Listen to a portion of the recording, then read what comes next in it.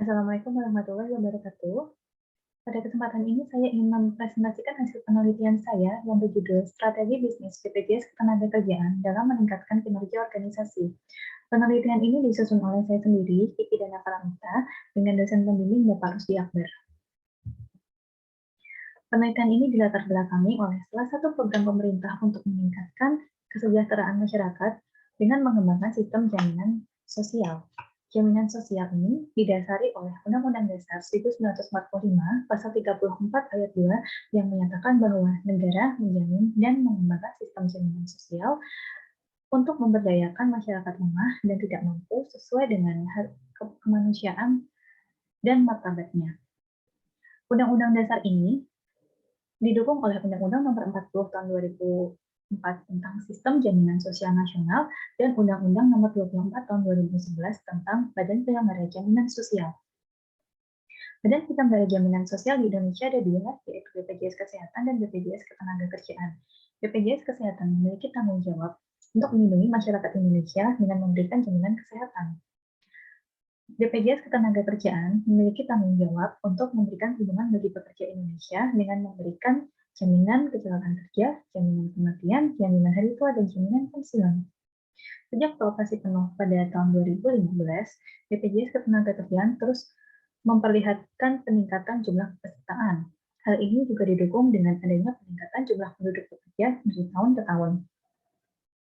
Jumlah kepesertaan BPJS Ketenagakerjaan pada tahun 2017 sebanyak 26.730.220 peserta, meningkat pada tahun 2020 sebanyak 33.618.760 peserta.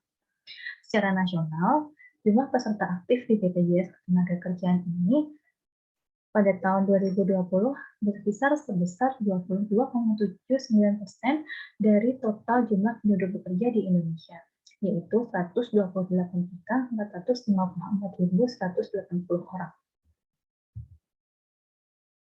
Secara regional, berdasarkan data ILO tahun 2019 mengenai proporsi populasi yang memiliki perlindungan sosial di negara-negara ASEAN, Indonesia masih menduduki posisi yang rendah dibandingkan negara-negara ASEAN lainnya.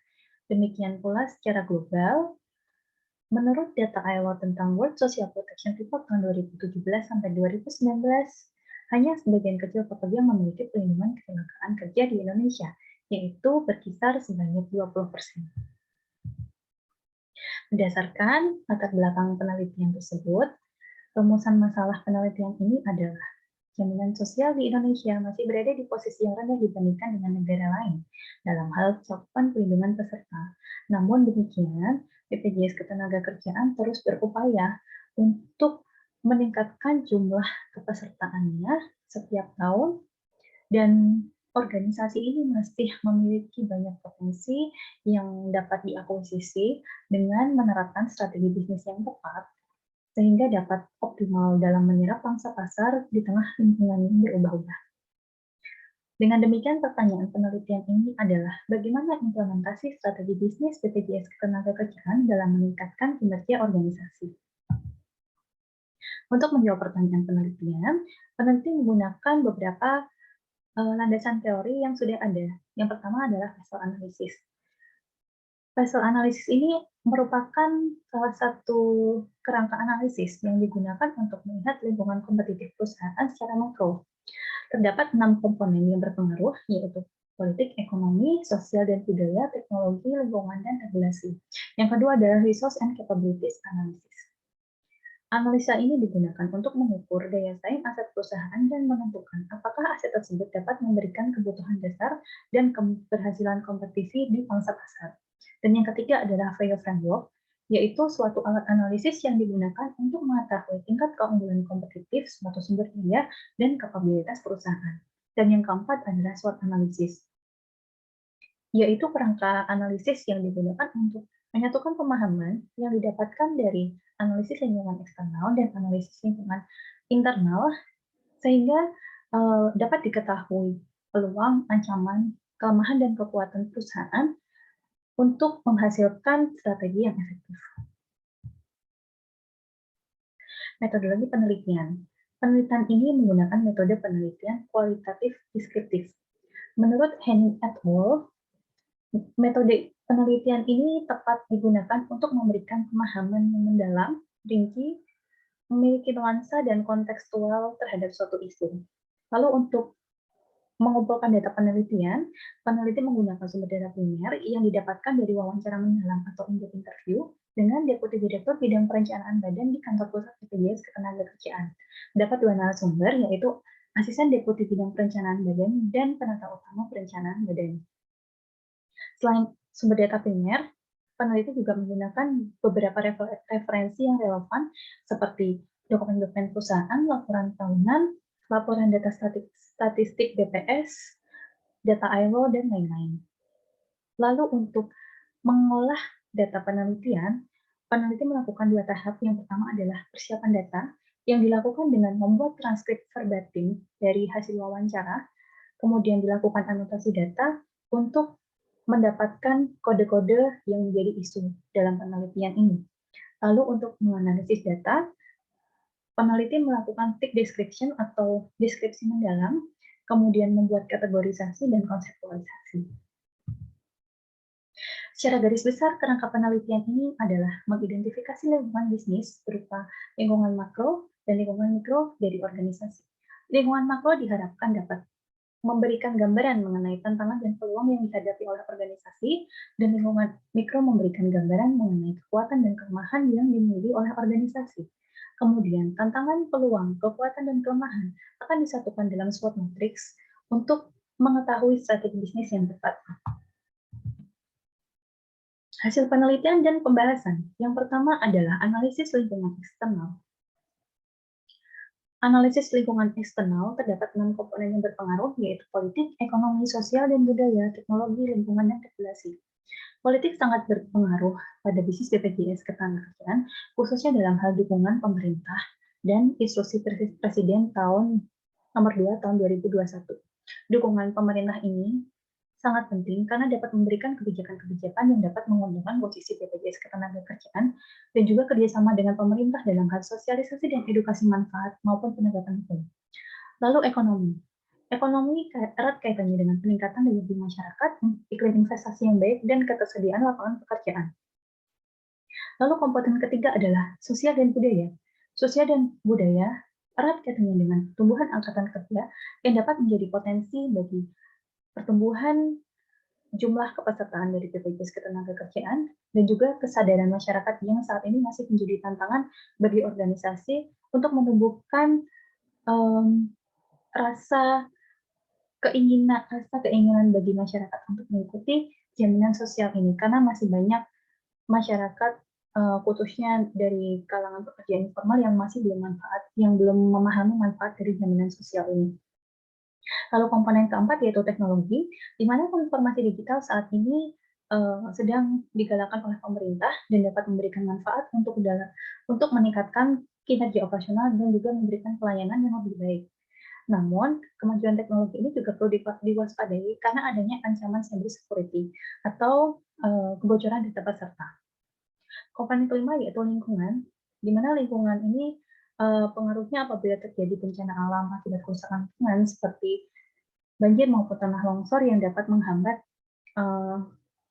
operasional unit sehingga dapat berpengaruh ke capaian kinerja, dan juga bencana alam seperti pandemi yang terjadi beberapa tahun ini juga dapat menghambat capaian kinerja karena banyak sekali tenaga kerja yang justru di PHK. Dan yang komponen keenam adalah regulasi, di mana regulasi ini sangat berpengaruh kaitannya dengan penegakan hukum, di mana saat ini masih banyak badan-badan usaha yang tidak patuh karena tidak mendaftarkan pekerjanya dalam jaminan sosial ketenagakerjaan ini.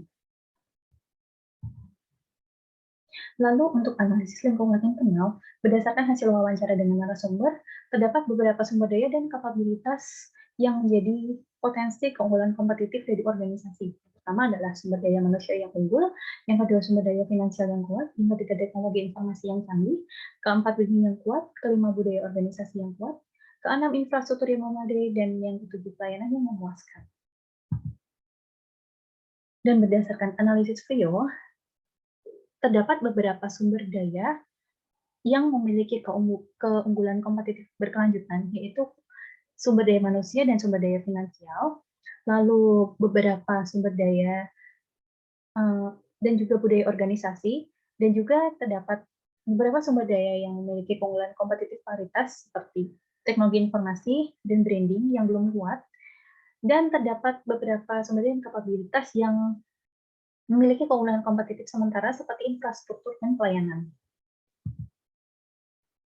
Nah, berdasarkan hasil analisis eksternal, lingkungan eksternal dan analisis lingkungan internal, berikut ini didapatkan peluang, tantangan, kekuatan, dan kelemahan perusahaan.